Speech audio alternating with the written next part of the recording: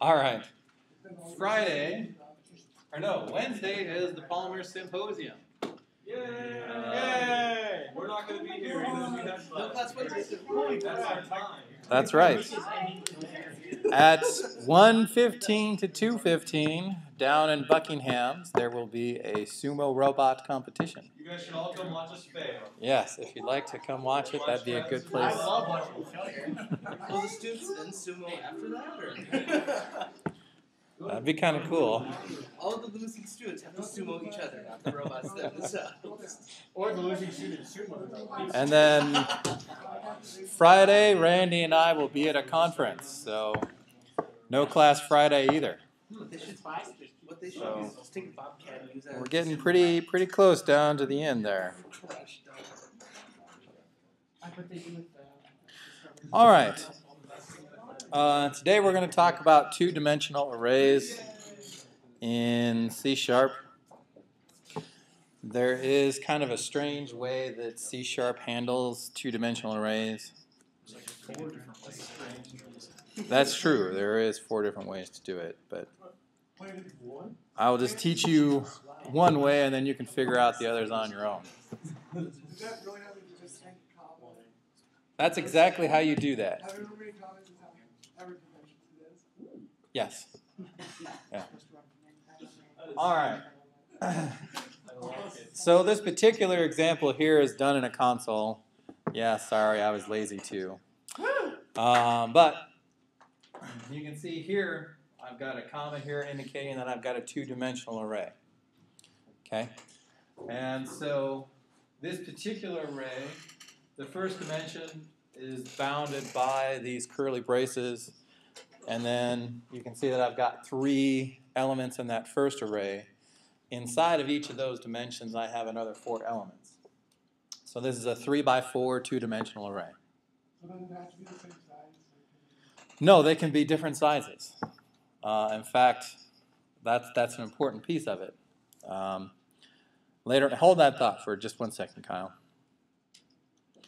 Okay, so you can see that I've got this function called showArray, and I'm passing it the numbers array. And then in the parameter, you need to specify how many dimensions you expect to receive from that array. In this particular case, it's a two-dimensional array, so there's just 1 comma. And now to answer your question, Kyle, this particular one right here, array.getLength sub 0. That gives me the length of the first dimension. Okay. Then here in the column section, I've got a column array.getLength sub 1. So that gives me the length of the second dimension. So they do not have to be equal, and in fact, you do not have to fill in all the elements of each dimension. It will go ahead and get that information for you.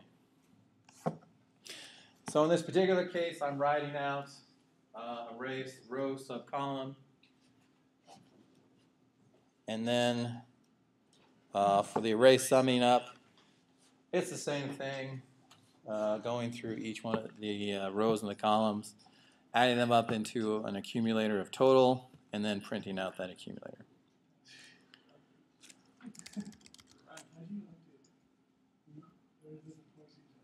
Okay.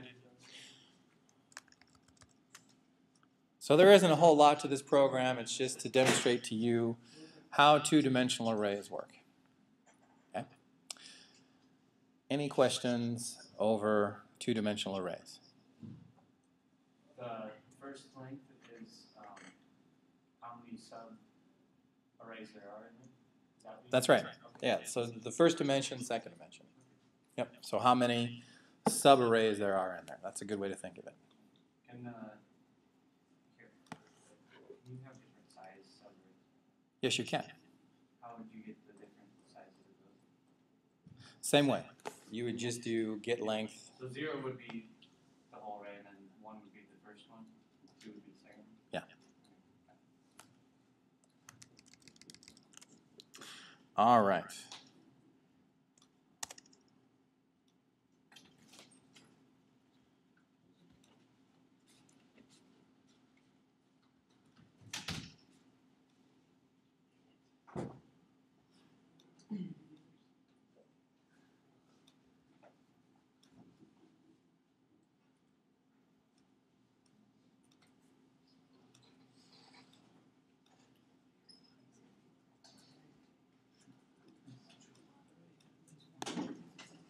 All right.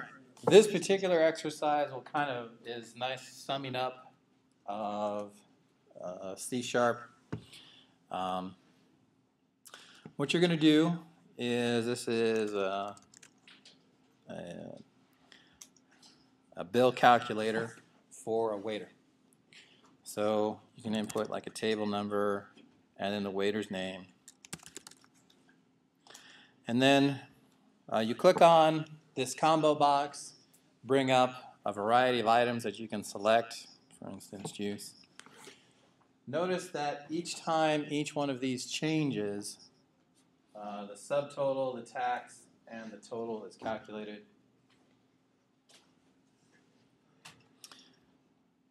So we've got appetizers, club, and a mud pie. Okay.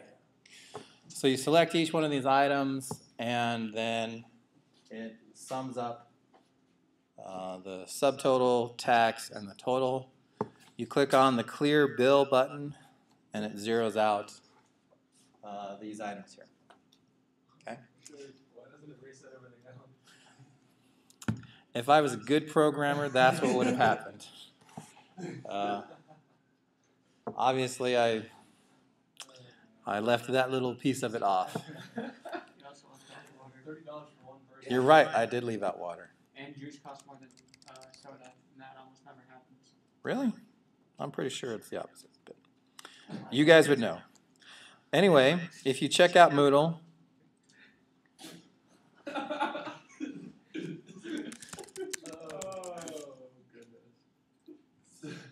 way at the very end,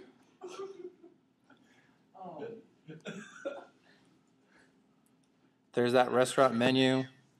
This has got each of the categories, so beverages, appetizer, main course, dessert, and how much they cost. Okay? So, any questions over what I'd like you to do?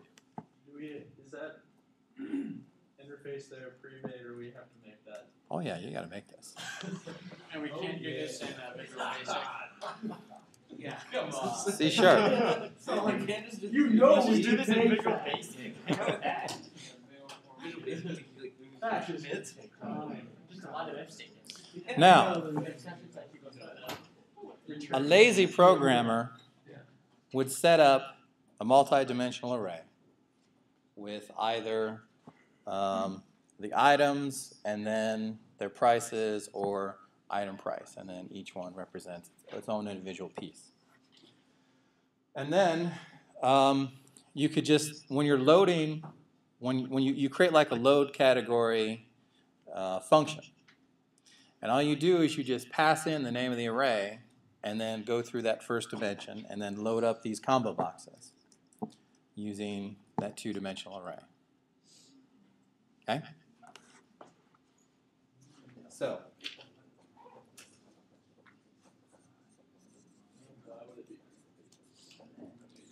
that's a good question. I like it. I do too. you must use a two-dimensional array to hold the items. You could either go items and then price, but I think that's a hard way to go. Instead, I would just go item, comma, price, and then do a separate one.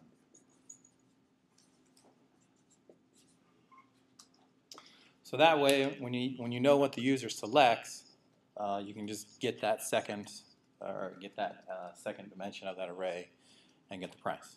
Kenton? Can't you do it in a regular like juice is going to be 0 for the index, so can't you just put like the index 0 and the array is like 595? You could do it that way, Kenton, but the purpose of this exercise is to understand how to use